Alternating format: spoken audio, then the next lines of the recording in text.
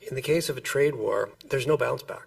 What that means, for monetary policy, we can't change that reality. The economy is going to a permanently lower path.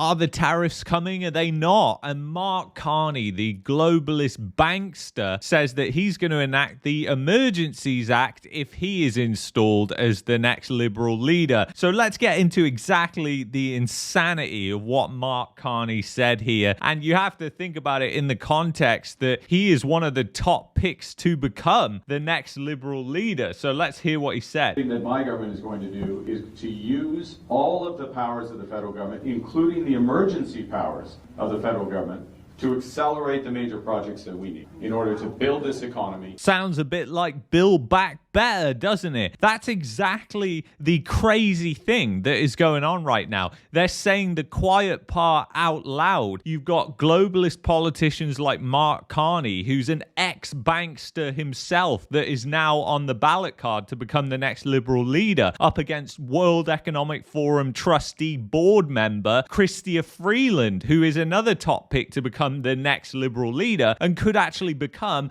the Prime Minister of Canada. And this is all happening because of the Trump tariffs, which he's once again saying are coming in just a few short days now. So Trump says that there's been confusion around the Canada and Mexico tariffs, but it's been all over the place because it was said that it was going to be April 2nd when it was coming into effect. And once again, it's actually been confirmed that it's going to be coming into effect next Tuesday. So we'll have to monitor this situation because are the tariffs coming? Are they not coming? I mean, it just seems like the can kicking of this is never ending. But the economic consequences of doing something like this is absolutely crazy. And the fact that the federal government is coming in and they're saying that, oh, we're going to do pandemic style stimulus. This comes from Global News with fears of an economic crisis if Trump's measures hit this weekend. Some are calling for a relief package for workers and businesses along the lines of the pandemic response. And just think about that for a second. This crisis event could be used to put in more measures like that. And think about all the money that was put in the hands of corrupt and powerful when those measures were enacted. I mean, one example of that is the Arrive scam app and the amount that costs to procure, and the fact that if you look at all the things surrounding that, it looks questionable to say the least, including the amount that the government paid. And you've also got in the UK similar things happen when it came to PPE. Contracts were given to friends of these people who were in positions of power, and then the PPE was never used. So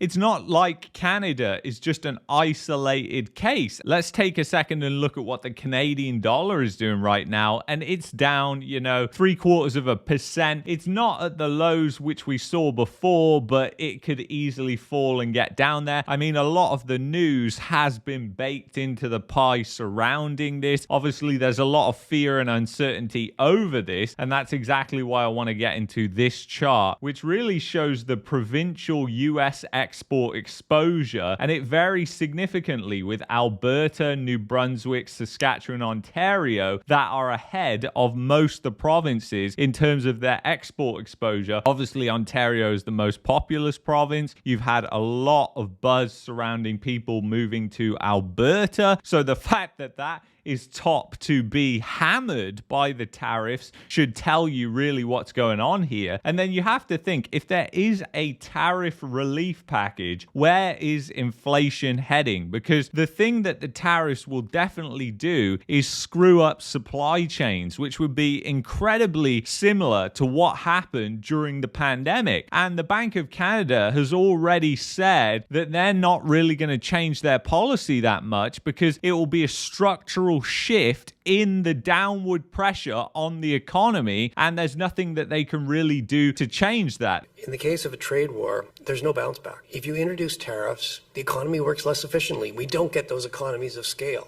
Businesses grow their businesses by growing their exports to the United States. They're going to invest less. There's going to be less production. Incomes will be lower in Canada. What that means, for monetary policy, we can't change that reality. the economy is going to a permanently lower path. They're basically just dressing up, saying that Canada would head into a literal depression. We already know Canada is in the deep depths of a really bad recession, a really nasty recession, and the depression has been on the cards, as I've been talking about, for the past 6 to 8 months. So this is nothing new for the people on this channel, but the fact that the inflation rate could be going so high as a result of these packages that the government is unveiling, which have a globalist type agenda behind them, because guess what? The reason they want to peddle these huge pandemic stimulus packages is because it lines the rich and wealthy and all the corrupt politicians and the people that surround them at places like the World Economic Forum, where all these closed door meetings happen. And there's a very real risk right now that you have a bankster or a World Economic Forum trustee member who's going to be the next prime minister. And we've just had Justin Trudeau, who turned Canada into a dictatorship over 3 years ago, declaring the Emergencies Act on a peaceful protest. And it just goes to show the level of what you could see happen in Canada, and it could really be completely insane. Trump is also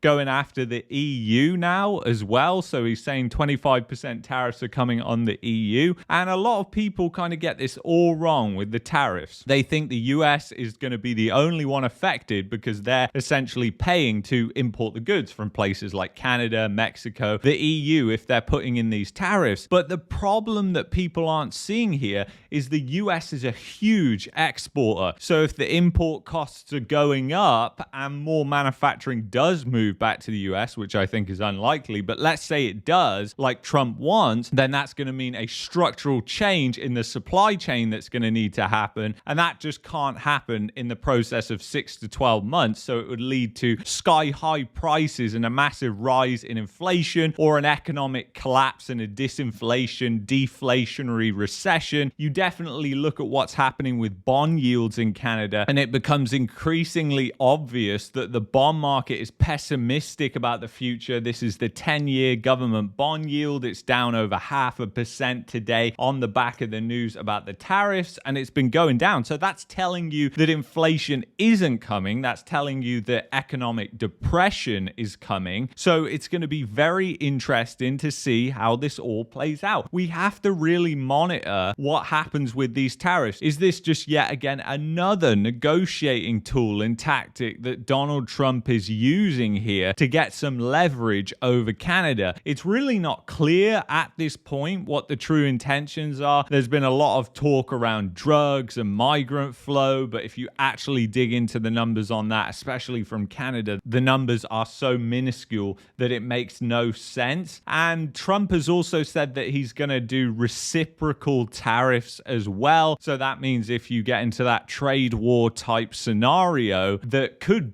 definitely happen and is a very real risk, because you've got the liberals that are trying to talk tough instead of get to the negotiating table. You've had a lot of people who've been personally offended and now feel bad and have a bad taste in their mouth when it comes to the United States. And it's all very, very bad. And the thing is, politicians are always working to try and divide us. And really, we have to unite, come together and push back against this instead of trying to blame it on the American people and boo their national anthem and do all these different things. You have to realize that a lot of Americans didn't even vote for Donald Trump, and they didn't want to see him in the White House. And the fact is that these tariffs and the economic policies, a lot of people have no idea what the true consequences are going to be of these tariffs. They don't think like we do on this channel. They're not critical thinkers, and they just believe everything that he said. They're polarized, and that's the problem. We've got a lot of polarization. We've got a lot of division in society. And once again, it's going to be real interesting to see what happens with the tariffs here and the relief packages. I really hope that they don't happen.